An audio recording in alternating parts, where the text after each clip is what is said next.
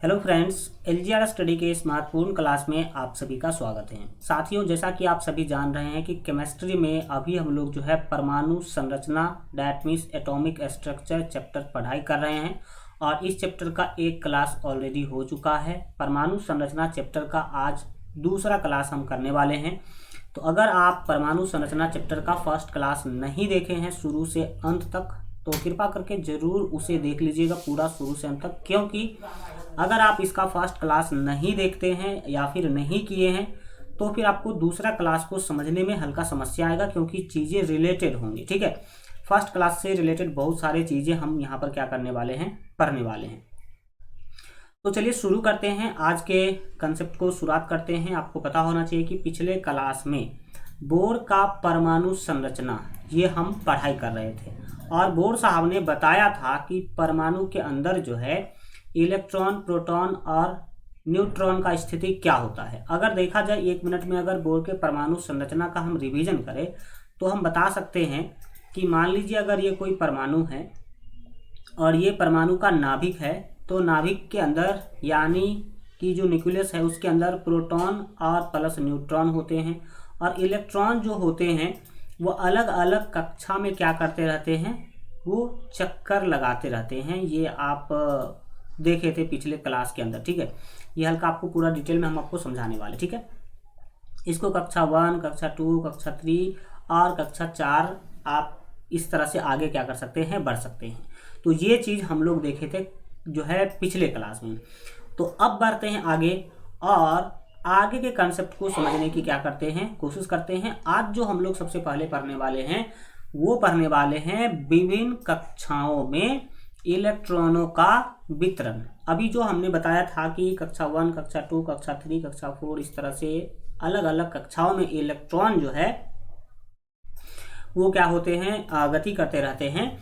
तो उसी के बारे में हमें जानना है कि अलग अलग कक्षाओं में इलेक्ट्रॉन का वितरण कैसे होता है, किस कक्षा में कितने इलेक्ट्रॉन होंगे, पहला कक्षा में कितना इलेक्ट्रॉन होगा, दूसरा में कितना होगा, तीसरा में कितना होगा, इसी सब चीज़ों को जानने वाले हैं। तो आइए डिटेल में हम लोग सीखने समझने की कोशिश करते हैं। सबसे पहले तो आपको पता होना चाहिए कि विभिन्न कक्षाओं में चक्कर लगाने वाले इलेक्ट्रॉनों का वितरण बोर बोरी योजना के अनुसार होता है।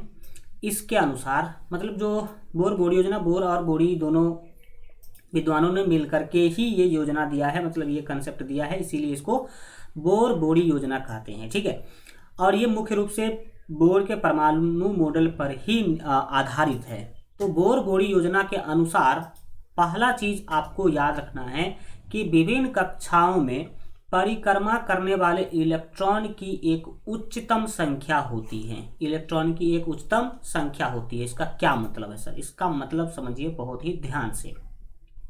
इसका मतलब है कि अगर कोई परमाणु है, मान लीजिए कि ये कोई परमाणु है, ठीक है, हल्का टेढ़ा बनेगा लेकिन चीज़ें तो समझ में आएगी 100%। और इस परमाणु का नाभिक ये है, ठीक है, इसमें प्रोटॉन और न्यूट्रॉन ऑलरेडी बैठा हुआ है। ठीक है, तो आप जानते हैं कि अलग अलग कक्ष होते हैं। मान लीजिए ये कक्षा 1 है, ये मान लीजिए कि कक्षा 2 है। इसको आगे बताएंगे KLMNOP के नाम से जाना जाता है, अलग अलग तरीका से जाना जाता है। तो हम आपको सारा चीज़ डिटेल में चर्चा करेंगे। अगर आप शुरू से क्लास को अंत तक देखते हैं ना, तो फिर कोई कन्फ्यूजन ही नहीं बचेगा। ठीक है, तो पहला चीज़ क्या बोला गया कि विभिन्न कक्षाओं में परिक्रमा करने वाले इलेक्ट्रॉन की एक उच्चतम संख्या होती है। इलेक्ट्रॉन की एक उच्चतम संख्या होती है। वैसे मोटा मोटी मैं आपको बता दूं कि ये है आपका हल्का कलर चेंज करके मैं बता देता हूँ। ये है कक्षा 1, इसमें n का वैल्यू 1 होता है। ये है n का वैल्यू 2, यानी कि ये कक्ष 2 है। ये कक्ष आपका क्या है, 3 है। और ये कक्ष क्या है, 4 है। और एंड सोन ये 5, 6 ऐसे ही क्या होता जाएगा, बढ़ता जाएगा। ओके, अब बातें हैं, याद रखिएगा। एक चीज़ और मैं बता देता हूँ कि पहला कक्ष को बोलते हैं के नाम देते हैं, KLM, और ये N होगा, आगे बढ़ेंगे तो O होगा। इस तरीका से आगे बढ़ता जाएगा। तो ये कक्षा का नाम है। दूसरी बात मैं आपको बता दूं कि जो पहला कक्ष है उसमें उच्चतम यानी कि अधिकतम याद रखेंगे कि 2 इलेक्ट्रॉन हो सकते हैं। कितने इलेक्ट्रॉन हो सकते हैं? 2 इलेक्ट्रॉन। जो दूसरा कक्ष है उसमें अधिकतम आप याद रखेंगे कि 8 इलेक्ट्रॉन हो सकते हैं, और तीसरा कक्ष में अधिकतम 18 इलेक्ट्रॉन हो सकते हैं, और जो चौथा कक्ष है उसमें अधिकतम 32 इलेक्ट्रॉन हो सकते हैं। एंड इसी सिस्टम से आगे बढ़ेगा। तो आप पूछेंगे कि सर ये 2, 8, 18, 32 कैसे आया, किस सिस्टम से आया, जरा मुझे भी बताइए। एकदम मैं भी यही आपको बताना चाहता हूं। तो यहाँ पर इसने बोला कि विभिन्न कक्षाओं में परिक्रमा करने वाले इलेक्ट्रॉन की एक उच्चतम संख्या होती है, हाईएस्ट नंबर होती है इलेक्ट्रॉन का, जो हमने आपको बता दिया कि पहला कक्ष में अधिक से अधिक 2 इलेक्ट्रॉन हो सकते हैं, दूसरा कक्ष में अधिक से अधिक 8 इलेक्ट्रॉन हो सकते हैं, तीसरा में अधिक से अधिक 18 इलेक्ट्रॉन हो सकते हैं, चौथा में अधिक से अधिक 32 हो सकते हैं। और ये एक सिस्टम के अकॉर्डिंग है। 2, 8, 18, 32 जो है ये एक सिस्टम के अकॉर्डिंग है, एक फॉर्मूला के अकॉर्डिंग है, जिसे 2n², क्या कहते हैं सर? ये याद रखिएगा 2n² है। कितना है? हल्का मैं इसको सही कर दूं, ये 2n² है, जिसे 2n² से सूचित किया जाता है, जहां n कक्षा संख्या है। n क्या है? कक्षा संख्या। तो किसी कक्षा में कितना इलेक्ट्रॉन होगा? 2n² के बराबर इलेक्ट्रॉन होगा। बिल्कुल सही। तो बताइए कि पहला कक्षा में n का वैल्यू कितना? तो सर पहला कक्ष जो है आप देख सकते हैं उसमें n का वैल्यू 1 है। तो पहला जो कक्ष होगा, पहला कहने का मतलब k कक्ष, बोल दीजिए k कक्ष। कौन सा कक्ष? k कक्ष। तो k कक्ष में कितने इलेक्ट्रॉन होंगे? 2। k कक्ष के लिए n का वैल्यू 1 होता है, तो 2 इंटू n का स्क्वायर यानी कि 1 का स्क्वायर, क्योंकि इसमें k कक्ष में n का वैल्यू 1 है। अब 2 या और 1 का स्क्वायर 1, तो ये हो जाएगा 2। तो देख लिया आप कि किस तरह से पहला कक्ष में जो इलेक्ट्रॉन है वो 2 होंगे। k के बाद l कक्षा में यानी कि दूसरा कक्षा में कितने इलेक्ट्रॉन होंगे, ये कैसे पता होगा? तो सर 2n²। तो 2 तो सर रहेगा ही रहेगा, लेकिन k कक्षा में यानी कि दूसरा कक्षा में जो n का वैल्यू है, सॉरी k नहीं, ये l होगा ना सर जी, एक मिनट, k 2 बार ले लिए, ऊपर k लिए थे, तो k के बाद क्या लेना होगा सर? k के बाद l लेना होगा। तो l कक्ष में कितने इलेक्ट्रॉन हो सकते हैं? तो l कक्ष में देखेंगे n का वैल्यू 2 है। n का वैल्यू कितना है? 2 है। तो n का वैल्यू 2 है, तो ये n जो है यहाँ पर 2 लेंगे और 2 का होगा स्क्वायर, तो फिर क्या होगा? 2 का स्क्वायर 4, 4 को 2 से गुना करेंगे तो 4 दूना 8। तो देख सकते हैं l कक्ष यानी कि दूसरा कक्ष में इलेक्ट्रॉन अधिक से अधिक कितने हो सकते हैं? 8 हो सकते हैं। इसी तरह तीसरा कक्ष का भी मैं आपको बता देता हूँ। तीसरा कक्ष का नाम क्या है सर? k के बाद l के बाद m। m कक्ष में कितने इलेक्ट्रॉन हो सकते हैं? तो सर 2n² इलेक्ट्रॉन हो सकते हैं। तो सर 2 तो 2 है, लेकिन m कक्ष के लिए n का वैल्यू 3 है। m कक्ष में देखो n का वैल्यू कितना है? 3 है। तो यहाँ पर n का जो वैल्यू है वो हम लेंगे 3, तो 3 का हो जाएगा स्क्वायर बराबर कितना होगा? तो सर 3 का स्क्वायर 9, 9 दूना हो जाएगा 18। तो कुछ आप समझ में आ रहा है आपको क्या कि हाँ किस तरह से इलेक्ट्रॉन का वितरण होता है। तो आपने इस तरह से देख लिया कि ये जो 2, 8, 18, 32 है, ये 2n² के अकॉर्डिंग है। किसके अकॉर्डिंग? 2n² के अकॉर्डिंग, यानी कि किसी भी कक्षा में कितना इलेक्ट्रॉन हो सकता है? तो 2n² इलेक्ट्रॉन हो सकता है। अब ये n का वैल्यू उस कक्षा का संख्या है। जैसे n जो आपका कक्षा है, ये वाला n कक्षा, यानी कि इसको चौथा कक्ष भी बोल सकते हैं। इसमें n का वैल्यू कितना होगा सर? 4 होगा। तो अगर n का वैल्यू 4 होगा तो चौथा कक्ष यानी कि n कक्ष में इलेक्ट्रॉन कितने होंगे? 2 गुने और n का वैल्यू 4, तो हो जाएगा यहाँ पर 4 का स्क्वायर। तो 4 का स्क्वायर 4 चौके 16 और 16 दूना 32। तो देख सकते हैं किस तरह से 32 आया। 5वां कक्ष होगा तो वहां पर इसमें n का वैल्यू 5 देंगे, छठा होगा तो इसमें वैल्यू 6 देंगे। समझ में आ गया फंडा? तो आपने देखा पहला जो पॉइंट है बोर बोरी योजना का, वो ये कहता है कि विभिन्न कक्षाओं में परिक्रमा करने वाले इलेक्ट्रॉन की एक उच्चतम संख्या होती है, जो कितना है? 2n² है, और उसको 2n² से सूचित किया जाता है, जहां n एक कक्षा संख्या है। तो इतना आपने देख लिया कि किस कक्षा में कितना इलेक्ट्रॉन होगा और कैसे होगा।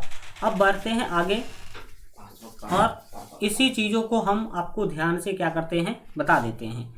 तो आप देखिएगा, आप इसी चीजों को हमने क्या कर दिया, आपको लिख दिया है। पहली कक्षा में इलेक्ट्रॉन की संख्या कितना होगा सर, ये तो हम अभी जस्ट आपको समझा ही दिए हैं, 2n² होगा। तो पहली कक्षा में n का वैल्यू 1, तो 2 इलेक्ट्रॉन। दूसरी कक्षा में इलेक्ट्रॉन की संख्या, दूसरी कक्षा में n का वैल्यू 2 होगा, तो 2 दूना 4 और दूना ये 8 हो जाएगा। तीसरी कक्षा में इलेक्ट्रॉन की संख्या सर 3 होगा, तो 3 3 9 दूना ये 18 हो जाएगा।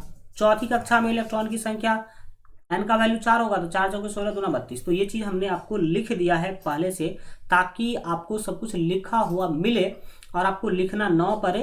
ओके, अब बोर बोरी योजना का दूसरा पॉइंट समझिए। पहला पॉइंट में आपने देख लिया कि किस कक्षा में कितना इलेक्ट्रॉन होगा और किस नियम के तहत कितना इलेक्ट्रॉन होगा। ओके, अब बोर बोरी योजना का दूसरा नियम क्या कहता है कि अंतिम कक्षा में, किस कक्षा में सर जी, अंतिम कक्षा में, चाहे उसकी कक्षा संख्या कुछ भी क्यों ना हो, कुछ भी क्यों ना हो, 8 से अधिक इलेक्ट्रॉन नहीं रह सकते। देखो इसमें तो बोला बोर बोरी योजना में कि पहला में 2 होगा, दूसरा में 8 होगा, तीसरा में 18 होगा और चौथा में 32 इलेक्ट्रॉन होगा। लेकिन यहाँ पर इसने क्या बोल दिया कि जो अंतिम कक्षा होगा ना, उसमें कभी भी 8 से अधिक इलेक्ट्रॉन नहीं रह सकते हैं। अतः क्या कारण है, अतः तीसरी कक्षा में 18 इलेक्ट्रॉन तभी रह सकते हैं जबकि चौथी कक्षा में भी इलेक्ट्रॉन उपस्थित हो। यदि तीसरी कक्षा परमाणु की जो है बाह्यतम कक्षा है, तो उसमें इलेक्ट्रॉन की संख्या अधिक से अधिक 8 हो सकती है, 18 नहीं। इसको मैं आपको एक फिगर के हेल्प से आपको समझाने की कोशिश करता हूँ। मान लीजिए भाई साहब, ये आपका परमाणु था। ये क्या था सर आपका, ये था आपका परमाणु। हल्का टेढ़ा सा बन रहा है लेकिन बन रहा है। और ये इसका सेंटर था। क्या था सर, इसका सेंटर, जिसमें प्रोटॉन और न्यूट्रॉन क्या है, बैठा हुआ है। अब ये मान लीजिए आपका कक्षा 1 है। क्या है, ये सेल 1 है आपका। देन आप देखेंगे ये आपका कक्षा 2 है, मान लेना भाई साहब। ये हल्का टेढ़ा है लेकिन हल्का सीधा ही कर देते हैं भाई, क्या दिक्कत है। देखिए यहाँ पर आप समझने की कोशिश कीजिएगा। मान लीजिए कि ये आपका कक्षा 2 है, यानी कि दूसरा ऑर्बिट है, दूसरा सेल भी आप इसको कह सकते हैं। इसके बाद मान लीजिए कि ये तीसरा कक्षा है। क्या है, तीसरा सेल है, यानी कि तीसरा कक्षा है। और ये चौथा ऑलरेडी हो जाएगा। अब देखिए मेरे बातों को समझिए। ये है कक्ष के, ये L, ये M और ये N। तो ये पहला, ये दूसरा, तीसरा और ये चौथा कक्ष हुआ। अभी जस्ट आप पीछे आएंगे तो आपने पढ़ा है कि पहला में 2 इलेक्ट्रॉन, दूसरा में 8 इलेक्ट्रॉन, तीसरा में 18 और चौथा में 32। 2, 8, 18, 32 ऐसा डिस्ट्रीब्यूशन होगा इलेक्ट्रॉन का। यानी कि इसमें 2 इलेक्ट्रॉन हो सकते हैं, इसमें 8 इलेक्ट्रॉन हो सकते हैं, इसमें 18 इलेक्ट्रॉन हो सकते हैं और इसमें 32 इलेक्ट्रॉन हो सकते हैं कक्षा के संख्या के अनुसार। लेकिन बोर बोरी योजना का दूसरा जो पॉइंट है, उसने क्या बता दिया, उसने बता दिया कि अंतिम कक्षा में अगर ये कोई परमाणु था और इसमें 4 ही कक्ष हैं, K, L, M और N, है ना, तो अंतिम कक्षा में चाहे उनकी कक्षा संख्या कुछ भी क्यों ना हो, 8 से अधिक इलेक्ट्रॉन नहीं रह सकते। लेकिन आप तो यहां पर देख रहे हैं कि अंतिम कक्षा में 32 इलेक्ट्रॉन है। अतः तीसरी कक्षा में 18 इलेक्ट्रॉन तभी रह सकते हैं। तीसरी कक्षा में देखो 18 इलेक्ट्रॉन अभी है ना, अभी तीसरी कक्षा में 18 इलेक्ट्रॉन है। तीसरी कक्षा में 18 से अधिक इलेक्ट्रॉन तभी रह सकते हैं जबकि चौथी कक्षा में भी इलेक्ट्रॉन उपस्थित हो। सही बात है, चौथी कक्षा में इलेक्ट्रॉन है तो तीसरी में 18 हो सकता है। और यदि तीसरी कक्षा परमाणु की बाह्यतम कक्षा है, यानी कि तीसरा कक्षा ही सबसे बाहर वाला कक्षा है, तीसरा कक्षा ही क्या है, सबसे बाहर वाला कक्षा है। जैसे मान लीजिए कि हमने चौथा कक्षा को डिलीट ही कर दिया, हटाओ, चौथा कक्षा था ही नहीं, मान लो था ही नहीं, तीसरी कक्षा ही क्या है, सबसे बाह्यतम कक्षा है। यदि तीसरी कक्षा परमाणु की बाह्यतम यानी कि एक्सटर्नल ऑर्बिट है, यानी कि एक्सटर्नल सेल है, तो उसमें इलेक्ट्रॉन की संख्या अधिकतम 8 हो सकती है। अगर यहाँ पर आप देखेंगे तो तीसरी कक्षा में 18 इलेक्ट्रॉन अभी दिख रहा है, जो कि 2n² 2n² के अकॉर्डिंग हमने लिख रखा है। लेकिन दूसरा नियम कहता है कि जो अंतिम सेल होगा, अगर किसी परमाणु का में 3 ही सेल है और तीसरा कक्षा ही सबसे बाहरी कक्षा है, सबसे बाहरी मतलब बाह्यतम मतलब बाहर वाला, ये सबसे बाहर वाला है कि नहीं, m जो सेल है आप यहाँ पर देख रहे हैं, m जो कक्षा है सबसे बाहर वाला कक्षा है, तो तीसरी अगर सबसे बाहरी कक्षा होगा तो इसमें अधिकतम 8 ही इलेक्ट्रॉन हो सकते हैं, 18 नहीं। 18 कब होगा, जब चौथी कक्षा भी उपस्थित हो और उसमें कुछ ना कुछ इलेक्ट्रॉन हो। होना तो चाहिए 32, लेकिन 32 ना हो, 5, 7, 1 कुछ भी हो इलेक्ट्रॉन, तब जाकर के इसमें 18 होगा, वरना इसमें 18 नहीं होगा। यानी कि सीधा हमें दूसरी पॉइंट ने ये बताया कि किसी भी परमाणु का जो अंतिम कक्षा होगा, यानी कि लास्ट ऑर्बिट होगा, एक्सटर्नल ऑर्बिट होगा, उसमें अधिक से अधिक 8 ही इलेक्ट्रॉन रह सकते हैं, 18 नहीं रह सकते। यानी कि तीसरी की बात करी जाए अगर अंतिम, तो ये 18 नहीं रह सकते, 8 ही रह सकते हैं। ठीक है, तब तो अगर किसी भी परमाणु में अगर मान लीजिए 3 ही कक्षा है तो इसमें 2, इसमें 8 और इसमें अधिकतम 8 हो सकते हैं, 2 8 8 का डिस्ट्रीब्यूशन हो गया। बिल्कुल ठीक सर, 2 8 8 8 का क्या हो गया, डिस्ट्रीब्यूशन हो गया। अब बढ़ते हैं आगे, इसको समझने के बाद आगे की चीज़ों को समझते हैं। अभी हम लोग जो है तभी से कक्षा कर रहे थे, वैसे तो हमने आपको बता भी दिया कि कक्ष क्या है। तो अब हम समझने वाले हैं कक्ष, और दूसरा समझेंगे उपकक्ष। तो ध्यान से देखिएगा, आप यहाँ पर देख सकते हैं, हम लोग बात करेंगे अब कक्षा क्या होता है, यानी कि सेल क्या होता है। और पहले कक्षा की बात करते हैं, फिर उपकक्षा की बात करेंगे। ठीक है, कक्षा या सेल इसको बोल सकते हैं। जानिए कि कक्षा या सेल क्या है। परमाणु के इलेक्ट्रॉन नाभिक के चारों ओर अपनी स्थितिज ऊर्जा यानी कि पोटेंशियल एनर्जी के अनुसार कुछ खास ऊर्जा स्तरों यानी कि एनर्जी लेवल, या जिसको हम लोग सेल भी कह सकते हैं, में वितरित रहते हैं। यानी कि इलेक्ट्रॉन एकदम डिस्ट्रीब्यूट रहता है अलग अलग कक्षा में। इन सेलों को K, L, M, N, O, P, Q and so on अक्षरों से सूचित किया जाता है। अभी जस्ट आपको बताए थे कि K, L, M, N, O, P क्या है। और नाभिक के सबसे निकट वाले सेल जो होता है उसके लिए n का वैल्यू 1 होता है, जो कि अभी हम आपको बना के दिखाए थे कि सबसे निकट वाला सेल पहला सेल कहलाता है, उसमें n का वैल्यू 1 होता है। उसके जस्ट आगे वाला सेल दूसरा कहलाएगा, उसमें n का वैल्यू 2 होगा। उसके आगे वाला तीसरा सेल कहलाएगा, उसका n का वैल्यू 3 होगा। ठीक है, तो नाभिक यानी कि जो आपके सेंटर होते हैं, उसके सबसे नज़दीक वाले सेल जो होते हैं उसके लिए n का वैल्यू 1 होता है, और उसको k द्वारा उसके बाद वाले सेल का जो n का वैल्यू तो वो 2 होता है, और उसको l द्वारा सूचित किया जाता है। इसी प्रकार बाद वाले सेल क्रमशः M, N, O, P, Q द्वारा सूचित किया जाता है। तो अगर अभी देखा जाए फिगर, इसका कक्षा का अगर फिगर देखा जाए कि सर कक्षा का फिगर कैसा होगा, तो आप देख सकते हैं पूरे ही ललन टॉप तरीका से यहाँ पे मैंने बना के लाया है। ये है मान लीजिए एक बड़ा सा एटम परमाणु, और ये आपका नाभिक है जिसमें प्लस साइन दिया गया है। ये आपका नाभिक है, क्योंकि नाभिक में होते हैं प्रोटॉन, और proton is always positive charge. ठीक है, तो ये प्रोटॉन है, नाभिक है। ये है आपका प्रथम कक्ष, ये है दूसरा, ये है तीसरा, ये है चौथा, ये है पांचवा, एंड सो ऑन, ऐसे ही बढ़ते जाएगा K, L, M, N, O।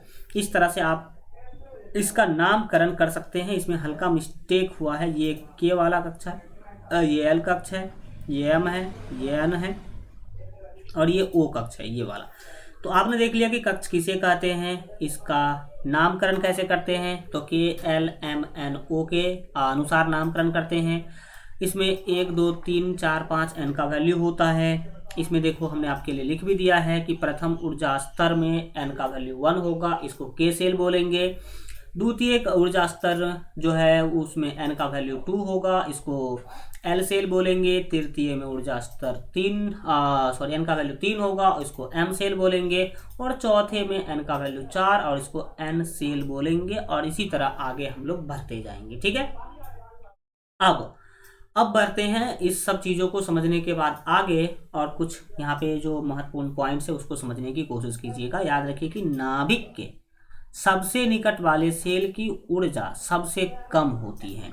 याद रहेगा, यह क्वेश्चन पूछा गया क्वेश्चन है कि किस सेल की ऊर्जा सबसे कम होती है। तो नाभिक के सबसे निकट में जो ऊर्जा होती है ना, सॉरी, जो सेल होती है, जो कक्ष होती है, उसका ऊर्जा क्या होती है सबसे कम होती है।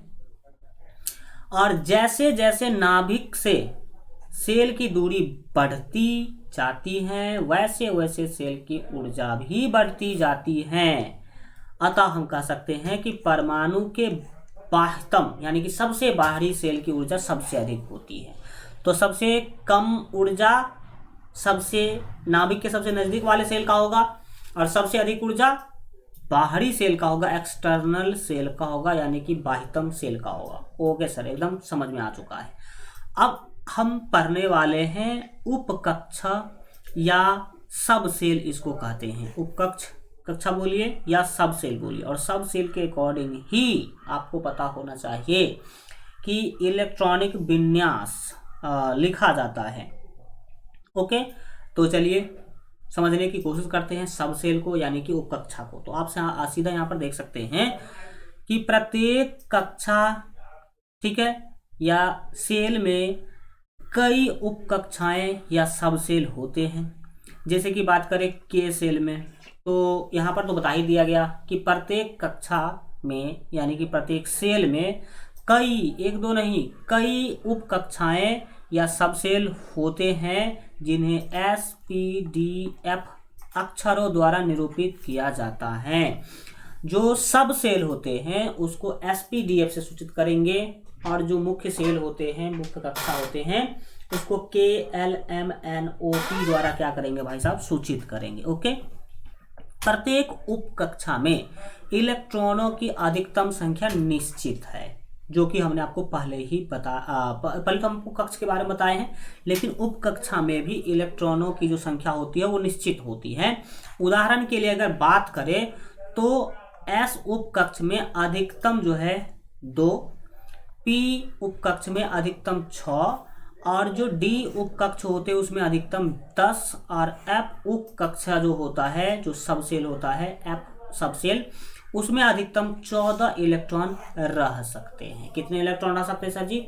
14 इलेक्ट्रॉन अधिकतम रह सकते हैं। ओके, तो आपने उप सेल के बारे में जाना, उप सेल में किस सेल में कितना इलेक्ट्रॉन हो सकता है उसके बारे में आपने जाना, और SPDF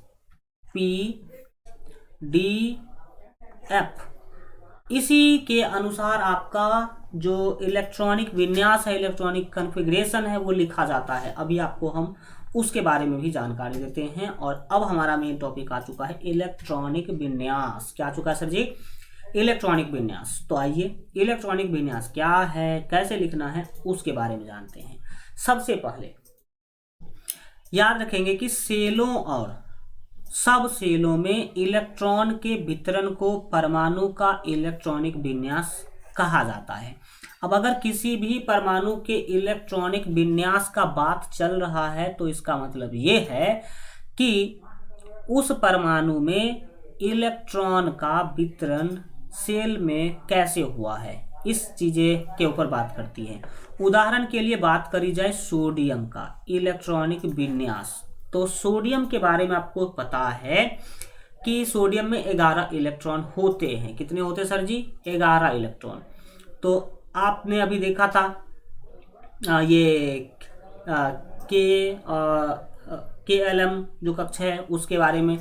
तो यहाँ पर आप सीधा सीधा देख सकते हैं कि जो सोडियम के अगर में इलेक्ट्रॉन 11 होते हैं तो इलेक्ट्रॉन का वितरण होगा कैसे सर? तो 2, 8 और 1 में होगा। जो K कक्षा उसमें 2 इलेक्ट्रॉन, K के बाद L में 8 और M जिसमें 3 ही सेल हो सकते हैं, तो तीसरा सबसे बाहरी सेल में आपके 1 ही इलेक्ट्रॉन होंगे। अब इसका इलेक्ट्रॉनिक विन्यास को 1s2, 2s2, 2p6 और 3s1, 2p6 और 3s1, ये इसका क्या हो जाएगा? इलेक्ट्रॉनिक विन्यास होगा। तो सोडियम का इलेक्ट्रॉनिक विन्यास आप याद रखिएगा। सोडियम का इलेक्ट्रॉनिक विन्यास क्या है? 1s2, 2s2, 2p6 और 3s1। ओके, अब चलते हैं हम आगे और आगे की चीज़ों को समझेंगे। यहाँ पर आप देख सकते हैं संयोजी इलेक्ट्रॉन और दूसरा है कोर इलेक्ट्रॉन, इसी को वैलेंसी इलेक्ट्रॉन्स भी बोलते हैं। तो चलिए जानते हैं कि वैलेंस इलेक्ट्रॉन क्या होता है। उसी को हम लोग संयोजी इलेक्ट्रॉन भी बोलते हैं और उसी को हम लोग कोर इलेक्ट्रॉन भी बोलते हैं। देखिए, इंग्लिश के अंदर एक ही नाम, लेकिन हिंदी के अंदर दो नाम, हिंदी के अंदर दो नाम। तो चलिए जानते हैं कि क्या है ये संयोजी इलेक्ट्रॉन, कोर इलेक्ट्रॉन और इसी को वैलेंस इलेक्ट्रॉन भी बोलते हैं इंग्लिश में। तो देखिए, अभी मैं आपको पहले समझाता हूँ, फिर फिगर बना करके भी दिखाऊंगा। किसी भी परमाणु की बाह्यतम कक्षा यानी कि आउटर मोस्ट ऑर्बिट जो होता है, उसके इलेक्ट्रॉन संयोजी इलेक्ट्रॉन कहते हैं। यानी सर नहीं समझे, किसी भी परमाणु के बाह्यतम कक्षा में जितने इलेक्ट्रॉन होते हैं उसी को संयोजी इलेक्ट्रॉन कहते हैं, और इसकी भीतरी कक्षा के इलेक्ट्रॉन कोर इलेक्ट्रॉन कहलाते हैं। अच्छा, उदाहरण के लिए सर बताइए कि क्या होता है। तो देखिए, मान लीजिए ये सोडियम एटम है, यानी कि सोडियम परमाणु है। ये क्या सर जी? सोडियम परमाणु है। ये इसका नाभिक है और ये पॉजिटिव चार्ज होगा क्योंकि न्यूट्रॉन है इसमें। ये है पहला कक्ष, ओके, और ये है आपका दूसरा कक्ष। देख सकते हैं ये क्या है?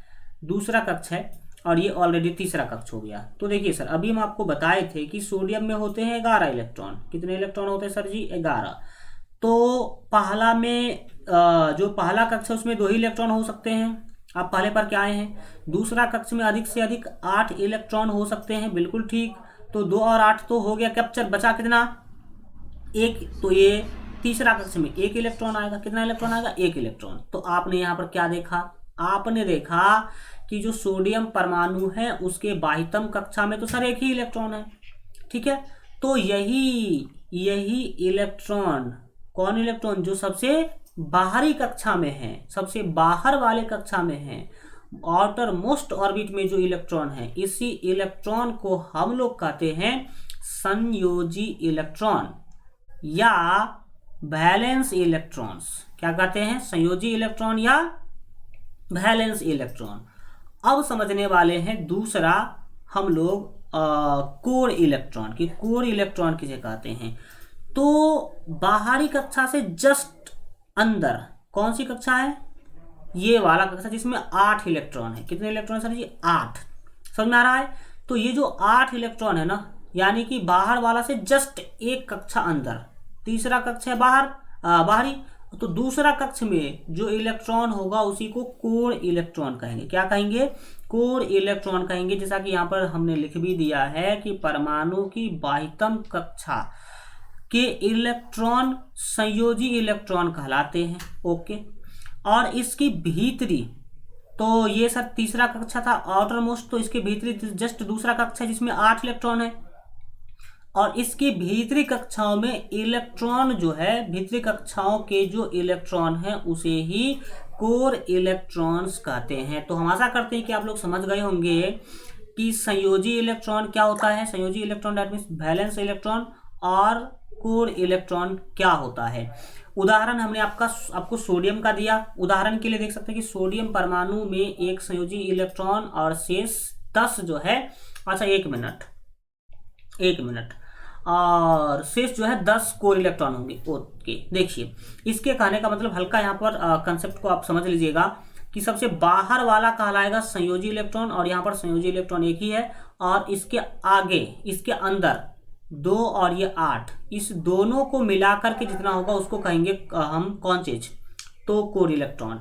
तो यहाँ पर आप देख सकते हैं कि सोडियम में 11 इलेक्ट्रॉन है, एक इलेक्ट्रॉन सबसे बाहर है, तो उस सबसे बाहर वाले को, जो तीसरी कक्षा सबसे बाहरी कक्षा में इलेक्ट्रॉन है, इसको बोला गया संयोजी इलेक्ट्रॉन। और इसको छोड़ करके और कितने इलेक्ट्रॉन बच गए? तो सर 8 और 2 10 इलेक्ट्रॉन बच गए। तो यहाँ पर यहाँ पर याद रखिएगा कि बाहरी कक्षा को छोड़ करके अंदर जितने भी कक्षाएं हैं और उसमें जितने भी इलेक्ट्रॉन हैं वो सभी कहलाएंगे कोर इलेक्ट्रॉन। तो कोर इलेक्ट्रॉन आपने देख लिया कि क्या होता है। अब चलिए आगे बढ़ते हैं। तो आपने देखा कि संयोजी इलेक्ट्रॉन क्या है, और कोर इलेक्ट्रॉन क्या है। इसके बाद आगे बढ़ेंगे और यहाँ पर आप देख सकते हैं कि किसी परमाणु के संयोजी इलेक्ट्रॉन की संख्या द्वारा उस तत्व की संयोजकता यानी कि वैलेंसी निर्धारित होती है। अतः सोडियम की संयोजकता यानी कि वैलेंसी 1 होती है। तो अगर किसी भी परमाणु का यानी कि किसी भी तत्व के परमाणु का अगर आपसे वैलेंसी पूछा जाए यानी कि संयोजकता पूछा जाए तो क्या बताएंगे, तो बताएंगे कि उस परमाणु के आउटर मोस्ट ऑर्बिट में यानी कि बाह्यतम कक्ष में जितना इलेक्ट्रॉन है वही होगा संयोजी इलेक्ट्रॉन। वही क्या होगा, संयोजी इलेक्ट्रॉन। तो इसका मतलब तो ये है सर कि सोडियम का संयोजकता यानी कि वैलेंसी 1 होगा, बिल्कुल 1 होगा, क्योंकि इसके सबसे बाहरी कक्ष में कितना इलेक्ट्रॉन था, 1 ही। तो बाहरी कक्ष में जितना इलेक्ट्रॉन होगा वही उसका संयोजकता भी कहलाएगा। और संयोजकता का मतलब क्या है कि जो सोडियम का परमाणु था उसके बाहरी कक्ष में 1 ही इलेक्ट्रॉन है, तो वो दूसरे परमाणु से रिएक्शन करते वक्त, ठीक है, दूसरे परमाणु से रिएक्शन करते वक्त 1 ही इलेक्ट्रॉन वो शेयर कर सकता है। कितना इलेक्ट्रॉन शेयर कर सकता है, 1 ही, क्योंकि बाहर वाला जो सेल है उसमें केवल 1 ही इलेक्ट्रॉन है। बाहर वाला सेल है उसमें 1 ही इलेक्ट्रॉन है। तो जब कभी भी वो रिएक्शन करेगा दूसरे परमाणु से तो 1 ही इलेक्ट्रॉन वो क्या कर सकता है, शेयर कर सकता है। तो आपने समझा कि संयोजी इलेक्ट्रॉन क्या है, या उसी को संयोजकता बोलते हैं या फिर वैलेंसी भी क्या करते हैं, बोलते हैं। आगे बढ़ेंगे और आगे की चीज़ों को सीखने समझने की कोशिश करेंगे। अगला जो चीज़ हम समझने वाले हैं वो समझने वाले हैं संयोजी इलेक्ट्रॉनों का महत्व। जो संयोजी इलेक्ट्रॉन है उसका क्या महत्व होता है, सिग्निफिकेंस ऑफ वैलेंस इलेक्ट्रॉन्स। तो समझिए वैलेंस इलेक्ट्रॉन्स का क्या सिग्निफिकेंस है, क्या महत्व होता है। तो आप सीधी सीधी बताएंगे पहला चीज कि रासायनिक अभिक्रिया में परमाणु के है ना संयोजी इलेक्ट्रॉन ही भाग लेते हैं। जैसा कि अभी जस्ट हमने आपको बताया, यहाँ पर इधर बता रहा था मैं कि ये जो आउटर मोस्ट ऑर्बिट में यानी कि बाह्यतम कक्ष में जो इलेक्ट्रॉन होते हैं वही रिएक्शन में भाग लेगा, और एक अगर इलेक्ट्रॉन है सबसे बाहरी कक्ष में तो वो 1 ही इलेक्ट्रॉन क्या कर पाएगा, शेयर कर पाएगा। ठीक है, तो यहाँ पर वही बताया गया कि रासायनिक अभिक्रिया में परमाणु के संयोजी इलेक्ट्रॉन यानी कि जो सबसे बाहरी कक्षा में इलेक्ट्रॉन होते हैं वही भाग लेते हैं, क्योंकि इन इलेक्ट्रॉनों की ऊर्जा अत्यंत जो है अन्य इलेक्ट्रॉनों से अधिक होती है। क्योंकि आपको बताए थे कि सबसे बाहर वाला जो सेल होगा, सबसे बाहर वाला जो कक्षा होगा उसका एनर्जी सबसे ज़्यादा होगा, उसका एनर्जी क्या होगा, सबसे ज़्यादा होगा। ओके, इस चीज़ों को जानने के बाद अब हम चलते हैं आगे, और जो आपके संयोजी इलेक्ट्रॉन है उसका दूसरा सिग्निफिकेंस आपके सामने है। क्या बता रहा है कि किसी परमाणु के संयोजी इलेक्ट्रॉनों की संख्या द्वारा उस तत्व की संयोजकता निर्धारित होती है। अतः अगर सोडियम की संयोजकता 1 है और कैल्शियम की 2 है, क्योंकि सोडियम के आउटर मोस्ट ऑर्बिट में सबसे बाहरी कक्षा में 1 इलेक्ट्रॉन थे और कैल्शियम के सबसे बाहरी कक्षा में 2 इलेक्ट्रॉन होंगे। कैल्शियम के सबसे बाहरी कक्षा में 2 इलेक्ट्रॉन होंगे, इसीलिए इसका जो संयोजकता है वो कितना है, 2 है। दूसरी बातें हैं आगे कि किसी तत्व की रासायनिक प्रकृति उसके परमाणु में विद्यमान संयोजी इलेक्ट्रॉन की संख्या पर निर्भर करती है। कोई भी जो तत्व है उसका रासायनिक प्रकृति कैसा होगा, ये किस चीज पर निर्भर करेगा, तो ये निर्भर करेगा संयोजी इलेक्ट्रॉन की संख्या पर, संयोजी इलेक्ट्रॉन की संख्या पर। ओके, अब बढ़िए आगे, और इसका चौथा जो महत्व है उसको हम लोग समझने की क्या करते हैं, कोशिश करते हैं। तो चलिए ध्यान दीजिए, चौथा चीज ये है कि किसी तत्व के परमाणु में विद्यमान संयोजी इलेक्ट्रॉनों की संख्या जो होती है आवर्त सारणी में उस तत्व की वर्ग संख्या के बराबर होती है। अर्थात हम उदाहरण के तौर पर बता सकते हैं कि ऑक्सीजन का इलेक्ट्रॉनिक विन्यास 2,6 होता है, अतः ऑक्सीजन के परमाणु में 6 संयोजी इलेक्ट्रॉन है, क्योंकि बाहरी सेल में 6 इलेक्ट्रॉन आ रहे हैं। बाहरी सेल में कितने इलेक्ट्रॉन आ रहे हैं, 6 आ रहे हैं। इसीलिए ऑक्सीजन आवर्त सारणी के 6ठे वर्ग का एक तत्व है। हमने आपको बताया था कि जो ऊर्ध्वाधर यानी कि जो वर्टिकल कॉलम है पीरियोडिक टेबल में, उसे कहते हैं वर्ग। उसे क्या कहते हैं? वर्ग। और वर्ग होते हैं टोटल 18। कितने होते हैं? 18 होते हैं। तो जिसका वैलेंसी जितना होगा, यानी कि आउटर मोस्ट जो ऑर्बिट है उसमें जितना इलेक्ट्रॉन होगा वो उसी वर्ग का सदस्य होगा। जैसे कि आकर बात किया जाए, अभी तो बात कर ही रहे कि ऑक्सीजन में 6 इलेक्ट्रॉन होते हैं सबसे बाहरी कक्षा में। तो 6 इलेक्ट्रॉन अगर सबसे बाहरी कक्षा में हैं तो ये आपके वैलेंसी कहलाएगी। संयोजी इलेक्ट्रॉन तो 6 ही है ना, तो 6 अगर संयोजी इलेक्ट्रॉन है यानी कि सबसे बाहरी कक्षा में ऑक्सीजन के 6 जो है इलेक्ट्रॉन है, तो ये छठे वर्ग का, जैसे 1 2 3 4 5 6, ये छठे वर्ग का क्या होगा? सदस्य होगा। वह छठे वर्ग का क्या होगा? सदस्य होगा। तो संयोजी इलेक्ट्रॉन ही डिसाइड करता है कि वह तत्व जो है किस वर्ग में है। इसके बाद अगला चीज आप याद रखेंगे, 5वां चीज, कि किसी तत्व के परमाणु के संयोजी इलेक्ट्रॉन की संख्या आवर्त सारणी में उस तत्व का आवर्त निर्धारित करती है। क्या समझे सर आप? ये समझिए कि किसी तत्व के परमाणु में जो संयोजी इलेक्ट्रॉन है इसकी संख्या जो है आवर्त सारणी में उस तत्व का आवर्त निर्धारित करती है। अर्थात उदाहरण के अर्थ में आप ये भी समझ सकते हैं कि ऑक्सीजन का एल सेल जो है, यानी कि जो n=2 वाला जो सेल है उसमें संयोजी शेष होता है, संयोजी सेल होता है। अतः कितने इसमें सेल हो गए? 2 सेल हो गए ना भाई। देखो यहाँ पर ऑक्सीजन जो था उसमें है 8 इलेक्ट्रॉन है, और ऑक्सीजन में 8 इलेक्ट्रॉन है तो ये 2 ही सेल बनाएगा। 2 ही सेल क्यों बनाएगा? ये नाभिक हो गया, ये प्रथम सेल हो गया, दूसरा सेल हो गया। क्यों? क्योंकि प्रथम सेल में 2 इलेक्ट्रॉन होगा, दूसरा सेल में 8 होना चाहिए जो कि 6 ही है। तो ये 2 ही सेल में इसका तो पूरा डिस्ट्रीब्यूशन ही हो गया। 8 इलेक्ट्रॉन था तो पूरा डिस्ट्रीब्यूशन 2 ही सेल में हो गया। तो ऑक्सीजन जो है वो केवल 2 ही सेल बना पाया।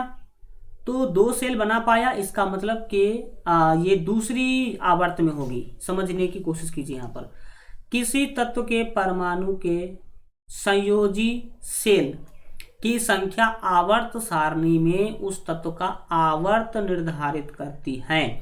अगर ऑक्सीजन के बारे में बात करें तो ये 2 ही सेल बना रहा था, सेल के और दूसरा एल, और एल सेल में 6 इलेक्ट्रॉन था, के में था 2, तो 2 सेल बना रहा है। तो इसका मतलब है, आपको हमने बताया था कि 7 वर्ग होते हैं, जो हॉरिजॉन्टल लाइन होते हैं पीरियोडिक टेबल में वो 7 होते हैं।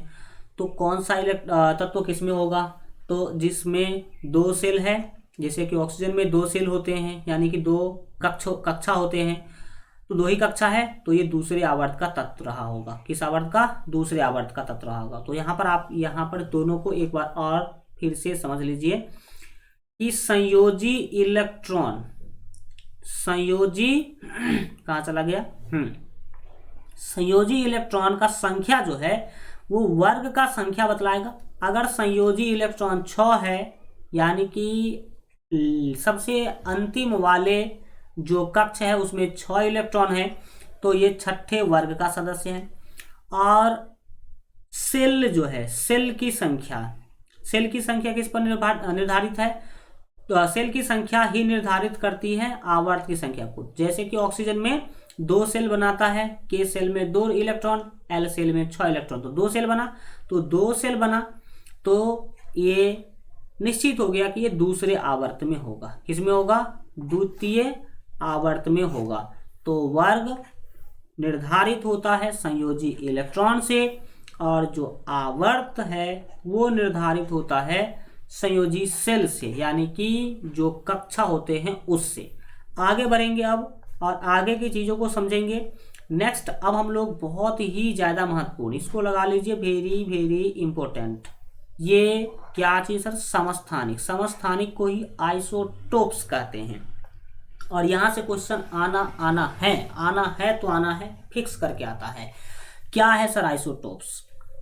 ये समस्थानिक हम किसे कहते हैं? तो अब समझिए मेरे साथ बहुत ही अच्छा तरीका से कि समस्थानिक आखिर कहते किसे हैं? तो याद रखिएगा, एक ही तत्व के, कितने तत्व के?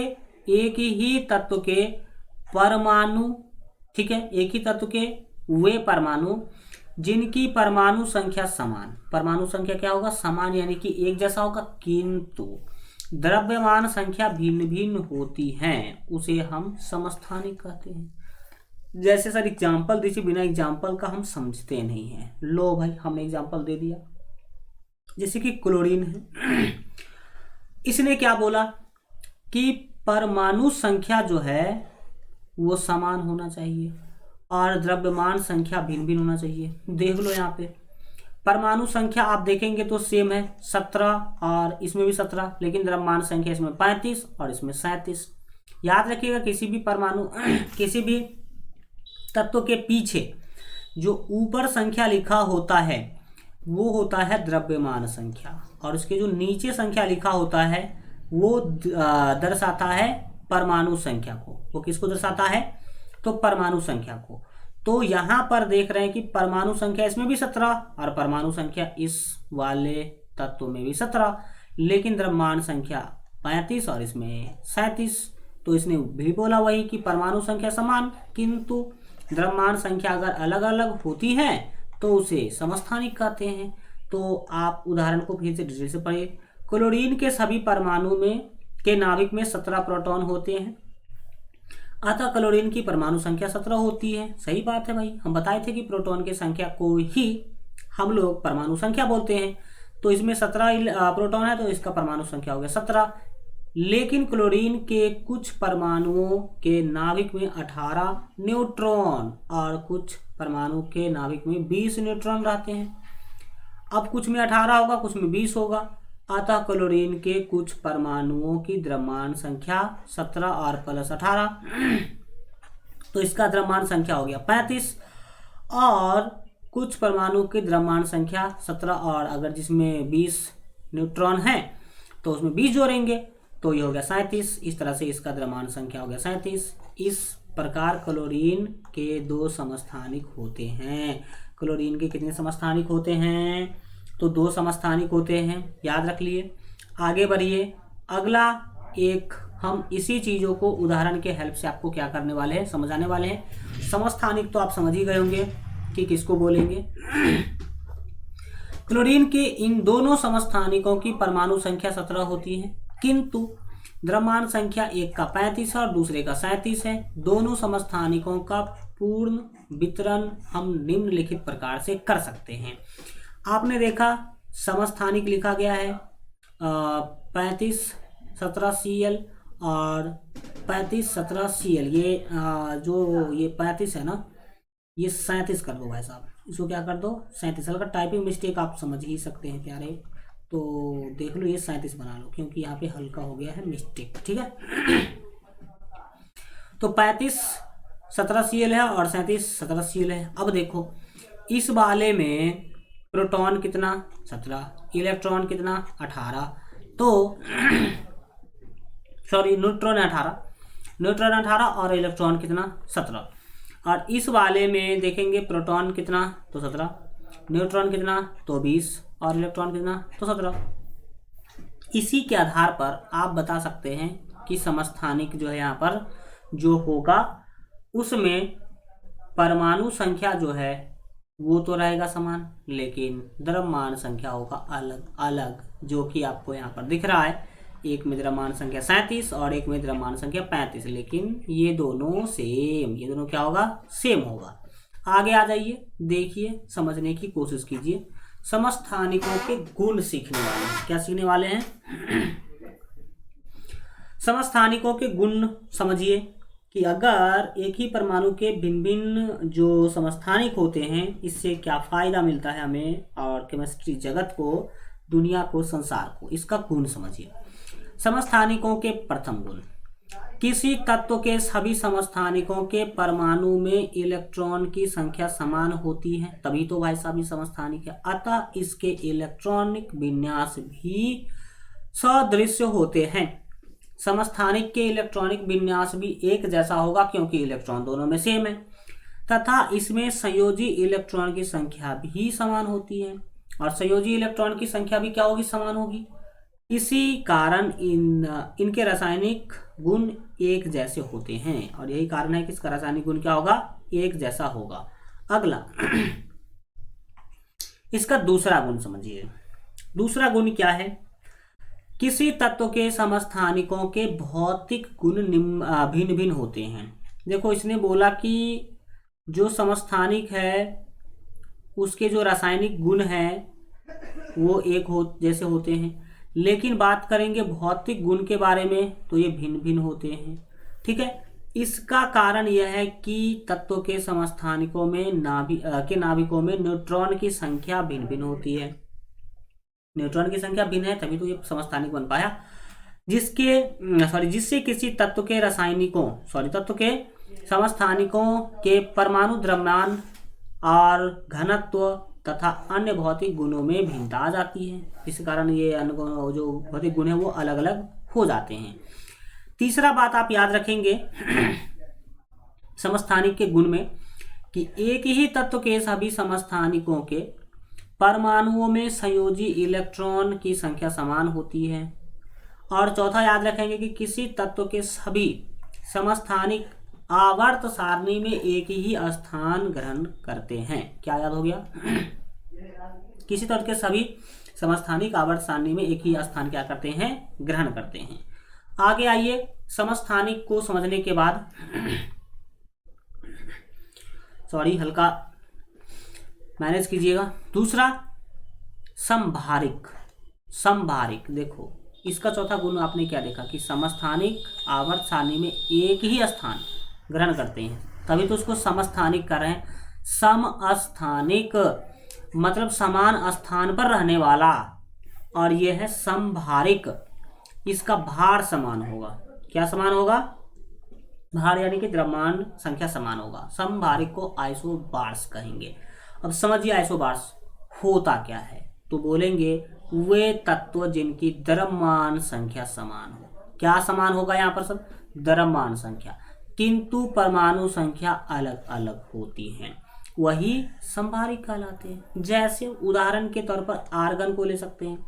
यहाँ देखेंगे आर्गन के दो संभारिक दिखाए गए हैं, 2 या 3, तो सब 3 दिखाए गए हैं। यहाँ पर गौर से देखिए तो आपको पता चलेगा कि द्रव्यमान संख्या यहाँ भी 40, यहाँ भी 40 और यहाँ भी 40, लेकिन परमाणु संख्या देखिए यहाँ पर 18, यहाँ पर 19 और यहाँ पर 20। हम बोले थे ऊपर होगा द्रव्यमान संख्या, नीचे होगा परमाणु संख्या। तो द्रव्यमान संख्या जिसका एक हो, परमाणु संख्या अलग हो, वही कहलाते हैं संभारिक। वही क्या कहलाते हैं, संभारिक कहलाते हैं। अब आते हैं आगे और हम समझते हैं इस वाले जो डिस्ट्रीब्यूशन है इसको, मतलब आप आर्गन में देख ही लिए कि कितना इलेक्ट्रॉन कितना प्रोटॉन होगा। अगर चाहते हो तो देख लीजिए फिर से। आर्गन जो है आपने देखा उसमें 18 प्रोटॉन था, 22 न्यूट्रॉन था और 18 फिर से इलेक्ट्रॉन था। यहाँ पर आप देख सकते हैं था कि नहीं इसमें। और बात करें एक मिनट आर्गन था, ये कैल्शियम था, ये पोटेशियम था और ये कैल्शियम था। तो ये 3 अलग अलग तत्व है और इस तीनों तत्व के द्रव्यमान संख्या तो एक है, लेकिन जो आपके परमाणु संख्या वो क्या है, अलग अलग है। तो ये तीनों तत्व क्या कहलाएंगे एक साथ, ये कहलाएंगे संभारिक। क्या कहलाएंगे, संभारिक। इनका भार समान होगा। बात करेंगे आर्गन के बारे में, देख सकते हैं प्रोटॉन 18, न्यूट्रॉन इसमें 22 था और इलेक्ट्रॉन था आपका 18। इस तरह पोटेशियम यानी कि के में अगर बात करें तो 19 इसमें प्रोटॉन था, न्यूट्रॉन 21 और इलेक्ट्रॉन 19 था। कैल्शियम के बारे में बात करेंगे तो प्रोटॉन 20, न्यूट्रॉन भी 20 और इलेक्ट्रॉन भी क्या था भाई साहब, 20 था। इसी प्रकार नाइट्रोजन में भी होता है और कार्बन में भी होता है। नाइट्रोजन और कार्बन एक दूसरे का संभारिक है। क्योंकि देख सकते हैं कि नाइट्रोजन में भी ऊपर वाला समान है, नीचे वाला 7 और 6 है, यानी कि अलग अलग है। तो ये नाइट्रोजन और कैल्शियम भी एक दूसरे के क्या है, यहाँ पर संभारिक है। अब हम लोग कुछ महत्वपूर्ण चीजें जानने वाले हैं, तो इसको अब ध्यान से सीखने की क्या कीजिएगा, कोशिश कीजिएगा। ओके, क्या है सर ये चीज, आयन के निर्माण में परमाणु संख्या अपरिवर्तित। आयन के निर्माण में परमाणु संख्या होती है अपरिवर्तित। तो जानते हैं आयन क्या है और इसका निर्माण कैसे होता है। तो याद रखिएगा, किसी परमाणु की परमाणु संख्या उसके नाभिक में उपस्थित प्रोटॉन की संख्या के बराबर होती है। जब वह परमाणु आयन में परिवर्तित होता है तो उसके सिर्फ इलेक्ट्रॉनों की संख्या परिवर्तित होती है, उसके प्रोटॉनों की संख्या ज्यों की त्यों रह जाती है। अतः परमाणु और उससे बने आयन में प्रोटॉन की संख्या समान रहती है, जिसके कारण परमाणु और उसके आयन की परमाणु संख्या एक होती है। परमाणु संख्या क्या होती है? एक होती है। उदाहरण के तौर पर आप बता सकते हैं कि सोडियम जो है, इसका परमाणु के नाभिक में 18 प्रोटॉन होते हैं और इसके परमाणु की बाह्यतम कक्षा में अगर बात करी जाए इलेक्ट्रॉन भी 11 होती है। अतः सोडियम की परमाणु संख्या और प्रोटॉन की संख्या दोनों ही 11 होगा। और सोडियम परमाणु का बाह्यतम कक्षा में इलेक्ट्रॉन निकल जाने पर सोडियम आयन बनाता है। क्या बनाता है? सोडियम आयन बनाता है, जिसमें प्रोटॉन की संख्या 11 रहती है किंतु इलेक्ट्रॉन की संख्या 10 हो जाती है, क्योंकि अगर एक निकल जाएगा तो 10 ही न बचेगा। अतः सोडियम प्लस की परमाणु संख्या जो है वो प्रोटॉन की संख्या के क्या होगा? बराबर होगा, और ये 11 होगा। कितना होगा सर?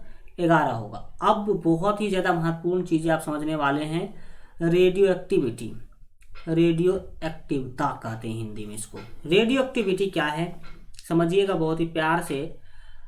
रेडियो एक्टिविटी के बारे में सन 1996 में आपको पता होना चाहिए कि हेनरी बेकुरल, ये वैज्ञानिक थे, इन्होंने बताया कि यूरेनियम